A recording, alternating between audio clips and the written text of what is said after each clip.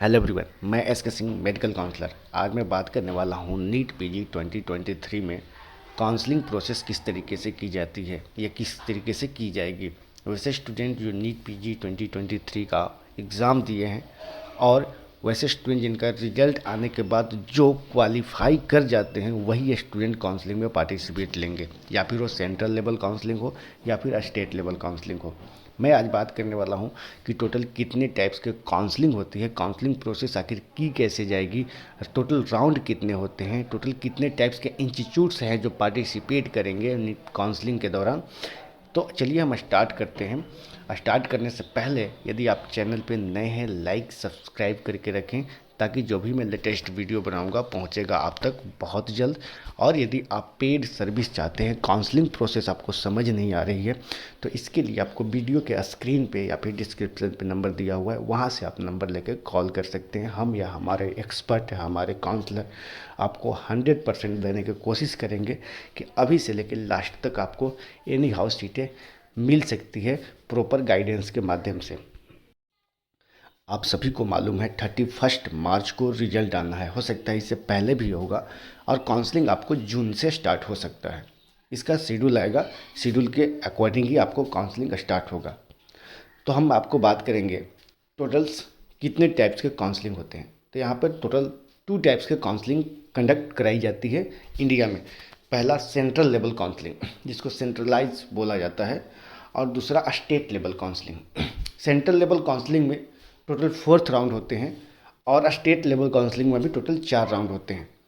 Round 1, round 2, mop up round और stay vacancy round. ये दोनों काउंसलिंग होती है वो अल्टरनेट करके कराई जाती है। पहले सेंट्रल लेवल काउंसलिंग होता है राउंड 1, इसके बाद राउंड 1 स्टेट लेवल का काउंसलिंग होगा, इसके बाद राउंड 2 सेंट्रल लेवल का स्टार्ट होगा, इसके बाद स्टेट का राउंड 2 स्टार्ट होगा।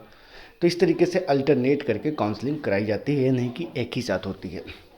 अब बात करते हैं कि टोटल कितने इंस्टीट्यूट्स पार्टिसिपेट करेगी सेंट्रल लेवल काउंसलिंग में। ऑल ओवर इंडिया के जितने भी गवर्नमेंट कॉलेज है, इसका 50% सीटें रहेंगी जो सेंट्रल लेवल काउंसलिंग के थ्रू जाएंगे, यानी कि जिसको हम बोलते हैं ऑल इंडिया कोटा 50%। साथ में साथ में डीएनवी की सीटें होती है, और डीम्ड यूनिवर्सिटी के 100% सीट होती है, और डिप्लोमा और साथ में एनबी डिप्लोमा का भी सीटें होती है जो 100% होती है, जो सेंट्रल लेवल काउंसलिंग के थ्रू मिलेंगे। सेंट्रल लेवल काउंसलिंग के लिए एलिजिबिलिटी की बात किया जाए, जो स्टूडेंट नीट पीजी 2023 में क्वालिफाई कर जाते हैं, या फिर वो जस्ट क्वालिफाई हैं या फिर इससे अच्छा स्कोर आता है। अगर आप एलिजिबल हैं, जब आप क्वालिफाई किए हैं, विदाउट क्वालिफाई आप काउंसलिंग में पार्टिसिपेट नहीं कर सकते हैं। तो ये रही बात।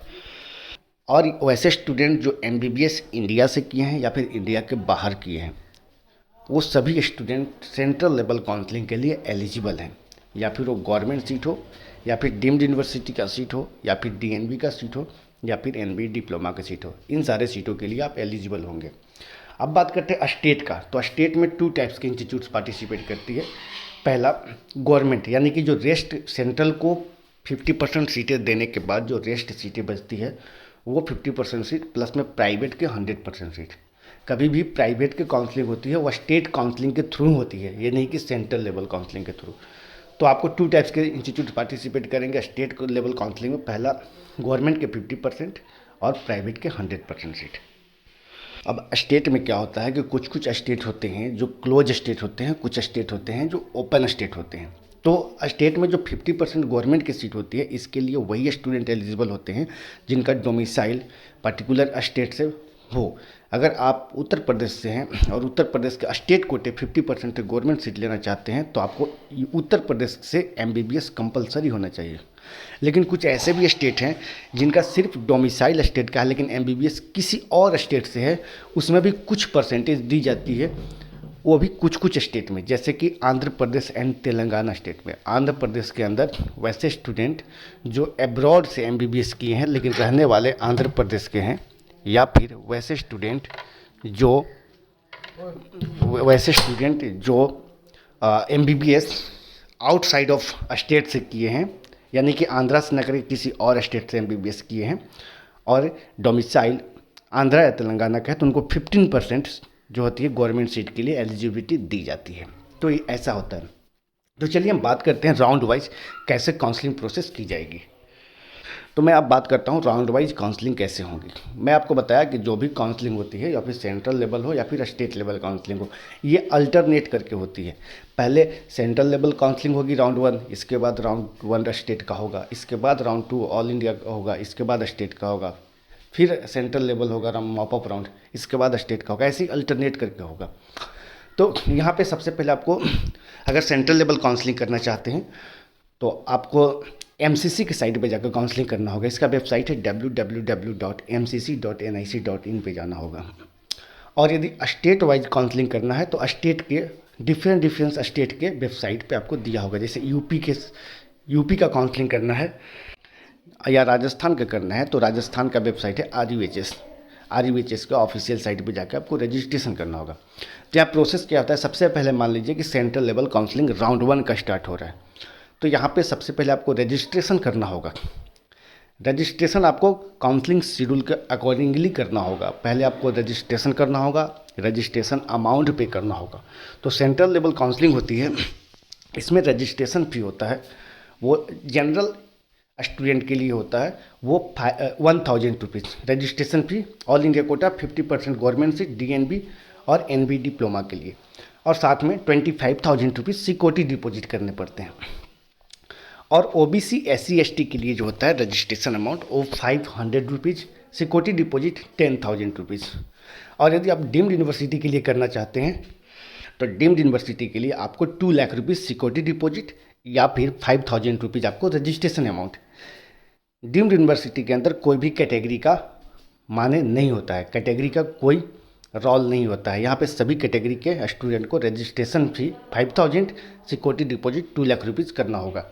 या फिर आप अगर गवर्नमेंट सीट के लिए DNB डीम्ड यूनिवर्सिटी या फिर NB डिप्लोमा सभी के लिए काउंसलिंग करना चाहते हैं तो 5,000 रुपीज़ रजिस्ट्रेशन अमाउंट और 2 लाख रुपीज़ सिक्योरिटी डिपॉजिट करना होगा।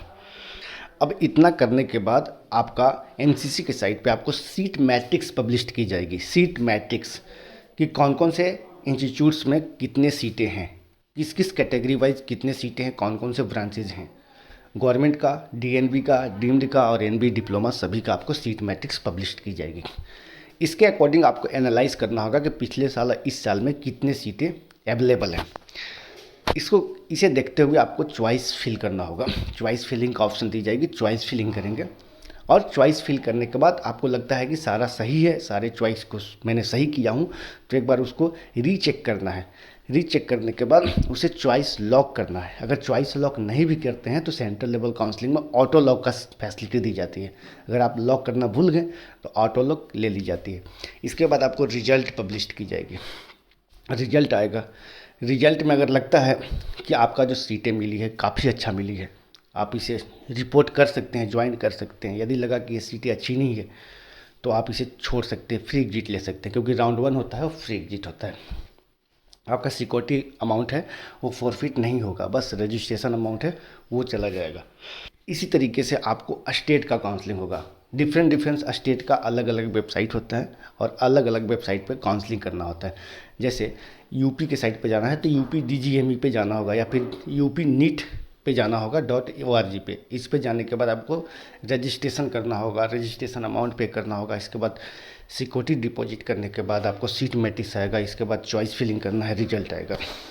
यानी कि स्टेट का भी राउंड 1 कंप्लीट हो चुका। अब इस कंडीशन में यदि आपको लगता है कि दोनों सीटें मिल चुकी है, यानी कि ऑल इंडिया से भी सीटें मिल चुकी है सेंट्रल लेवल काउंसलिंग से और स्टेट से भी सीट मिल चुकी है, तो दोनों में से किसी एक सीट के साथ आपको आगे बढ़ना होगा। ये देखना होगा कि नेक्स्ट जो सीटें हम राउंड 2 में अपग्रेड करेंगे तो इससे बेटर किधर से मिलेगा। क्या स्टेट से, खुद के स्टेट से मिल जाएगा या फिर सेंट्रल लेवल से आपको अच्छा सीटें, डिमांडिंग ब्रांचें या अच्छा कॉलेज मिल सकता है। तो जो आपको सही लगे उसके साथ आप अपग्रेड कीजिए। सपोज डेट आपको लगा कि आपके खुद के स्टेट से अच्छा सीटें अपग्रेड हो सकती है राउंड 2 में, तो ऑल इंडिया के सीट को फ्री एग्जिट लेके अपने स्टेट के राउंड 2 में जाएं और राउंड 2 में चॉइस फिलिंग ऐसा ही कीजिए जो आपको लगता है कि आपको मिल सकता है या फिर जो आपको चाहिए। ऐसा नहीं कि जो नहीं चाहिए उस कॉलेज को भी चॉइस कर दिया या फिर उस ब्रांच को भी चॉइस कर दिया। आपने राउंड 2 में चॉइस किया, अपग्रेड हो गया तो काफ़ी अच्छा, अगर अपग्रेड नहीं हुआ तो जो राउंड 1 का सीट मिला था वही सीट आपको फाइनल होगा। इसके बाद आप सभी राउंड से बाहर हो जाएंगे। तो इस तरीके से फिर राउंड 2 के बाद मॉपअप स्टार्ट होगा। मॉपअप में वही स्टूडेंट एलिजिबल होंगे जो राउंड 1 में सीटें मिल चुकी है, रिपोर्ट कर चुके हैं। वैसे स्टूडेंट एलिजिबल नहीं होंगे, या फिर राउंड 2 के लिए जो अपग्रेडेशन के लिए डाले थे, जिनको अपग्रेड नहीं हुआ वो भी एलिजिबल नहीं होंगे।